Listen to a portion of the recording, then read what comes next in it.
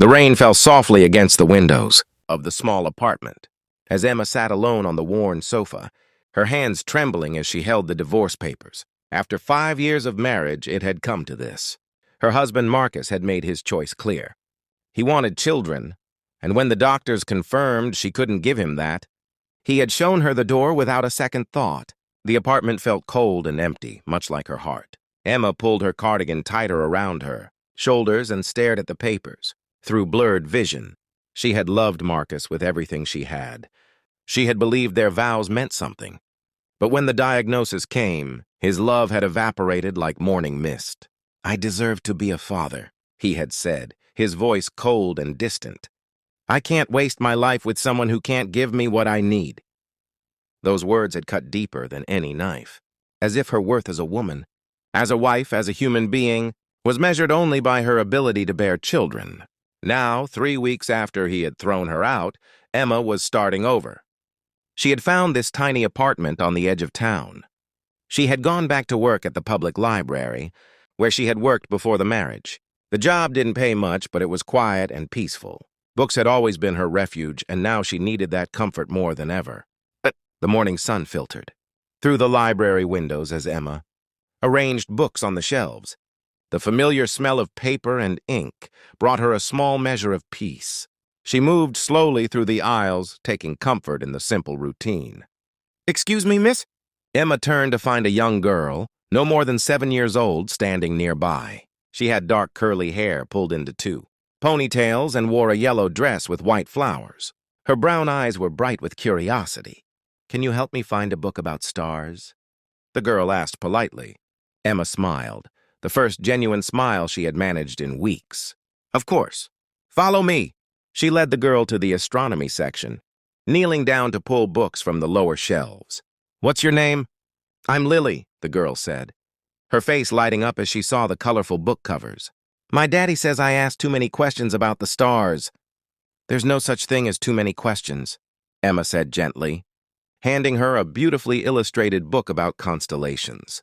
"Curiosity is a wonderful gift." "Lily, there you are." Emma looked up to see a man walking toward them. He was tall, with dark hair and kind eyes. He wore a well-tailored suit, but his tie was slightly loosened, and there was a tiredness in his expression that she recognized all too well. The weariness of someone carrying a heavy burden. "Daddy, look! This nice lady helped me find a book about stars." Lily held up the book triumphantly. The man smiled at his daughter, and Emma could see the pure love in that smile. Then he turned to Emma. "Thank you. I'm Daniel Cooper. Sorry if she bothered you." "She was no bother at all," Emma assured him. "She's delightful." Daniel's expression softened. "She is, isn't she?" He paused, then added, "We come here every Saturday. It's our tradition. Since her mother passed away 2 years ago, Lily finds comfort in books. Just like I do." "I'm so sorry for your loss," Emma said quietly. There was a moment of understanding between them. 2 people who had known pain and loss. But over the following weeks, Emma found herself looking forward to Saturdays. Daniel and Lily became regular fixtures in her day. Lily would rush to find Emma the moment they arrived, eager to share what she had learned from the previous week's books. Daniel would follow with a grateful smile, sometimes staying to browse the business section while Lily read. One rainy Saturday, as Lily sat at a reading table completely absorbed in a book about dolphins, Daniel approached Emma at the front desk. "Would you like to have coffee sometime?" he asked, his voice gentle but uncertain. "I mean, with both of us." "Lily and me. She talks about you all week." Emma felt her heart flutter with something she hadn't felt in a long time, hope, but also fear. "I don't know if that's a good idea," she said softly. Daniel studied her face, and she saw understanding in his eyes. "You've been hurt," he said. It wasn't a question. Emma nodded, unable to speak past the lump in her throat. "So have I," Daniel said. "When Sarah died, I thought I would never feel whole again. But Lily needed me to keep going. She taught me that there's always room for new happiness, even when you think your heart is too broken to hold it." He reached into his pocket and pulled out a business card. "No pressure. But if you ever want company, 2 people who would very much enjoy yours, here's my number." Emma took the card with shaking fingers. "Daniel Cooper," it read. "CEO, Cooper Industries." 3 days later, Emma found herself sitting in a cozy cafe across from Daniel, while Lily colored happily beside them. "I was married," Emma heard herself say. "He left me when he found out I couldn't have children." Daniel's expression darkened with anger on her behalf, but his voice remained gentle.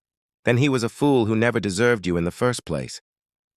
"I felt like I was broken," Emma continued, the words spilling out like water from a cracked dam, "like I had no value." Daniel reached across the table and gently covered her hand with his. "You are not broken, Emma. You are complete exactly as you are." Lily looked up from her coloring. "Are you sad?" she asked Emma with a child's innocent directness. "I was," Emma admitted. "But I'm feeling better now." Lily smiled and went back to her drawing. A few minutes later, she pushed the paper across the table to Emma. It showed 3 stick figures, holding hands under a rainbow. "That's you, me, and Daddy," Lily explained. "We're friends." Emma felt tears prick her eyes, but these were different tears. These were tears of healing. 6 months later, Emma stood in Daniel's spacious living room, watching as Lily hung up artwork on the refrigerator. The house was filled with warmth and laughter, so different from the cold emptiness she had known with Marcus. Daniel came up behind her, wrapping his arms around her waist. "Are you happy?" he asked softly. Emma leaned back against him, feeling safe and cherished. "I didn't think I could be again, but yes, I'm happy." "Come with me," Lily called from the kitchen. "I want to show you the star I found last night." Emma and Daniel exchanged a smile, and together they followed Lily's excited voice. Emma realized that family wasn't about biology or meeting someone else's expectations. Family was about love, acceptance, and choosing each other every single day. She had been thrown away by someone who couldn't see her worth. But she had been found by 2 people who loved her not for what she could give them, but for who she was.